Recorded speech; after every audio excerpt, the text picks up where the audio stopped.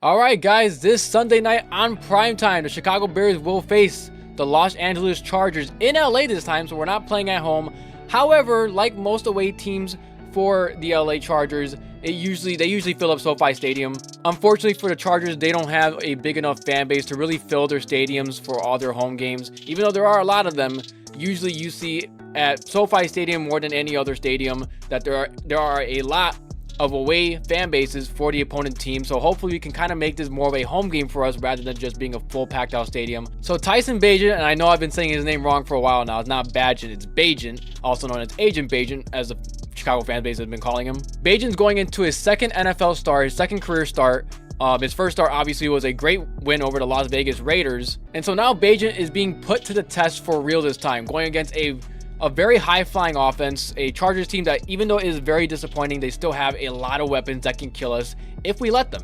Guys like Keenan Allen, Quentin Johnson, the first-round rookie, even though he hasn't been having a great season so far, still has a lot of talent, a lot of upside. Austin Eckler, who's been nursing an injury so far, is in his third game back from injury, so he could probably get things going against us. Joshua Palmer, who's been stepping in place of Mike Williams, who got injured about, I want to say, within the first 3 weeks of the season, has a season-ending injury, and Joshua Palmer has stepped up nicely in his place and became a great compliment to Keenan Allen. And of course, they have some studs on defense. Joey Bosa and Khalil Mack are still very good pieces on the D-line, and they have a very good strong safety in Derwin James, as well as a very good corner in Asante Samuels. However, despite all this talent, they are still 2-4 on the season, guys. They have the same amount of wins as us. I don't think anybody expected that going into the season. It's unfortunate for Chargers fans and unfortunate for the Chargers organization in general, because I, like myself and like many others, they were expected to do much better than they are right now and be probably instead of 2-4, probably at least 4-2. But honestly, guys, because of their head coach Brandon Staley, who should have been fired a long time ago, I have no idea why they still keep him around,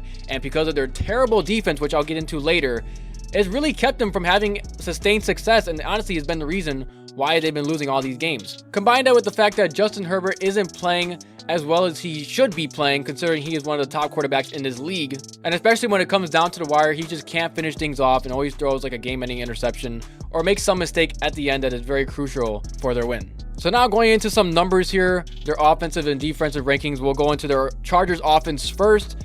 For pass offense, they are ranked number 8 in the league, so they are a top 10 passing offense. Obviously, when you have a guy like Justin Herbert, that makes sense. But yes, they are the number 8th ranked pass offense in the league. They pass for 252.3 yards per game. Their rush offense is ranked number 16 at 111.8 yards per game. That number will probably go up more as the season goes along now that they have Austin Eckler back. And their total offense, just like their pass offense, is ranked number 8 as well, putting up 264.2 total yards per game. Their defense is where things get bad, specifically the pass defense. 310 yards per game. They are the number 32 ranked defense in the NFL, dead last. And I believe they are the only defense this year that gives up an average of over 300 passing yards per game. That is insane. They are the worst pass defense by a mile. It is not even close.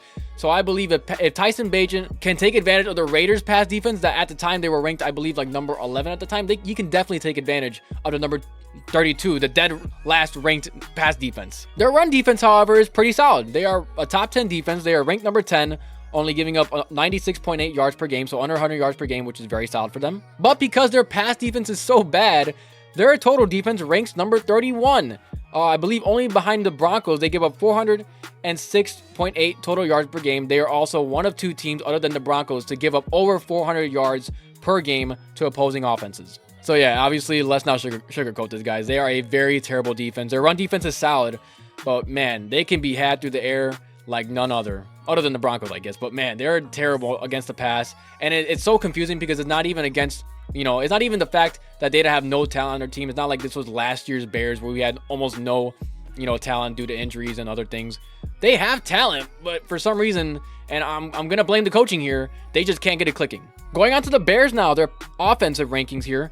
Their pass offense is ranked number 27 in the league, only putting up 183 passing yards per game, as expected, with Justin Fields kind of being out. Well, he is out, not kind of, but he's out. And for Tyson Bagent, in his first couple starts in the NFL, he's not going to light up the sky like a first-round draft pick. He is a UDFA rookie, so we're going to give him time to kind of acclimate into the system and pass for more yards, hopefully. Our rush offense is ranked number 5. We are a top 5 rushing offense in this league, just like last year, 141.3 yards per game that we put up on the ground. It helps to have a great amount of depth on the running back depth chart. We have guys like Darrington Evans and Dante Foreman putting up great numbers for our team, even though they're not starters on most other teams. I mean, they're playing like they could be. We're also getting back Roschon Johnson this week. Khalil Herbert, I believe, is still out for at least another 2 games, so speedy recovery to him. But Roschon Johnson will be back after suffering a concussion, I believe week 4 or 5. I forgot when that Commanders game was. But yes, he's back finally. Roschon Johnson probably going to be plugging in at that number 1 starting role for the Bears. And our total offense is ranked number 18th in the league. We are putting up 324.3 total yards per game against opposing defenses. Now we're going on to our defense. Obviously, we are not a great defense either. Specifically against the pass, we are ranked number 29, giving up 257.1 passing yards per game. And I think that number has been getting a little bit better because we have been playing a little bit better defense as of late. But here comes the rush defense. And every week this surprises me, man, how good our run defense has been this year, considering last year we were the worst, if not the second worst run defense last year. And now this year we are ranked so far top 5. We are the 5th ranked run defense, only giving up 82.3 yards of rushing on the ground per game.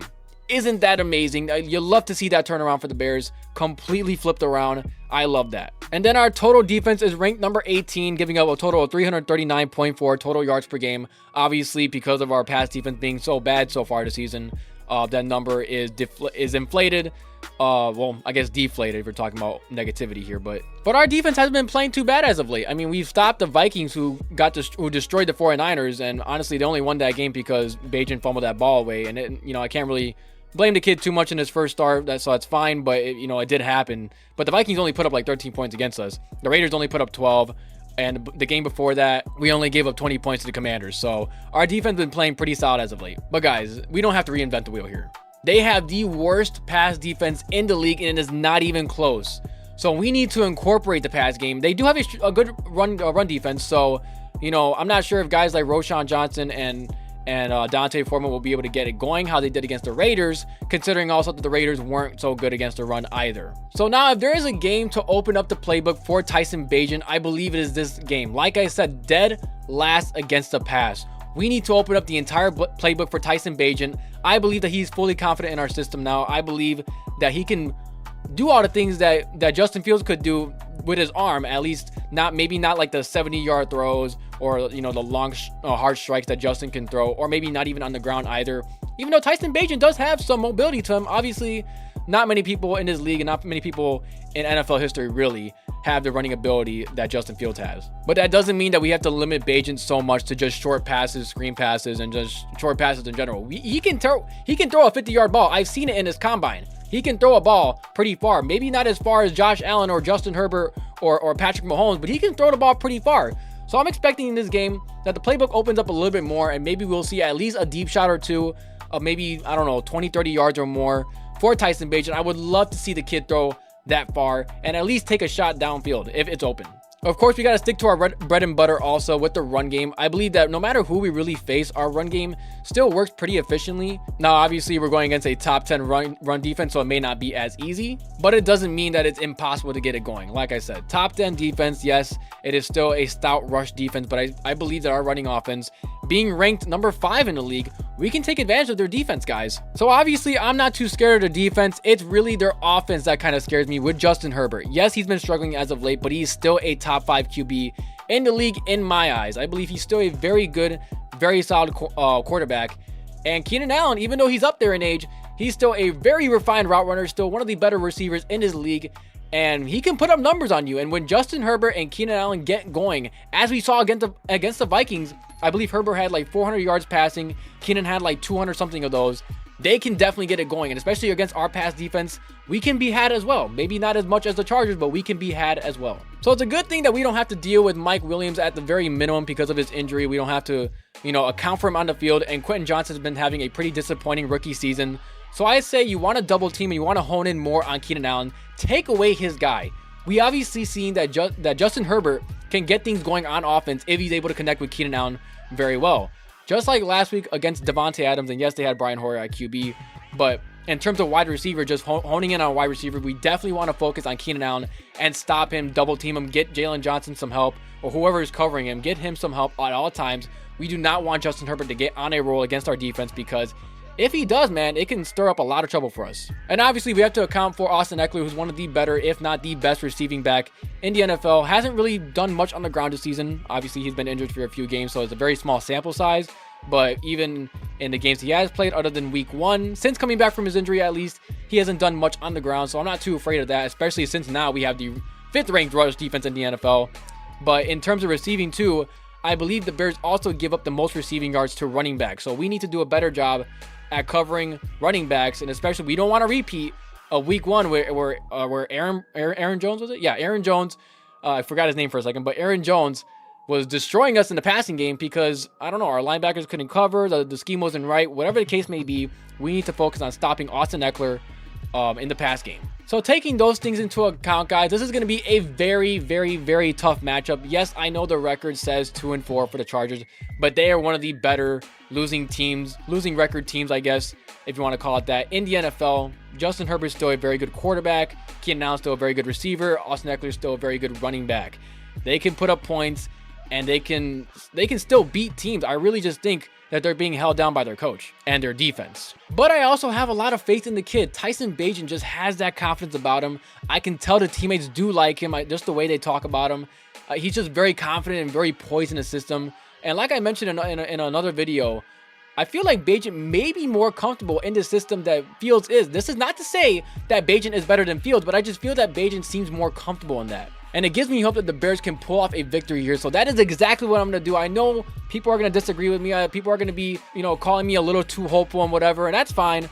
But I have faith in the kid. I have faith in rookie Tyson Bagent that he's going to come in here into Los Angeles and beat the Chargers 27-24. I'm actually predicting that it's going to be a last-second kind of thing here. I think Cairo Santos is actually going to give us that victory. I'm predicting a 24-24 game up until the very end, where Tyson Bagent leads us down the field and Cairo Santos kicks a 40-50 yard field goal to win it for us. And there you go. The Bears go up to 3-4 on the season. I hope that is the case. Is it 3-4?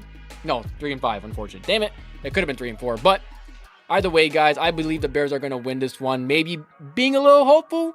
Whatever. Let me hope a little bit, man. Tyson Bagent seems exciting. Let me know what you guys think. Do you guys agree? You guys disagree? Give me some score predictions down in the comments section down below. Thank you, guys. Bear down. I'm out.